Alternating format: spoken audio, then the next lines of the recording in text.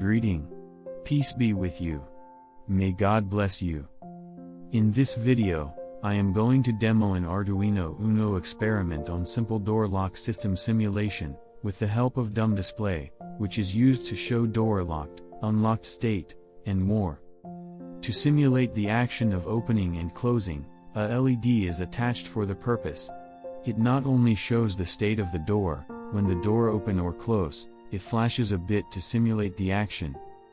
Nevertheless, there are still some actual things. Firstly, Keypad is used for entering passcode. Secondly, RC522 R F ID module is attached for card access control. Hope you will find this experiment interesting. If you are interested for more info on the experiment, please refer to my post I listed in the description of this video. This video will just be a demo, no code walkthrough.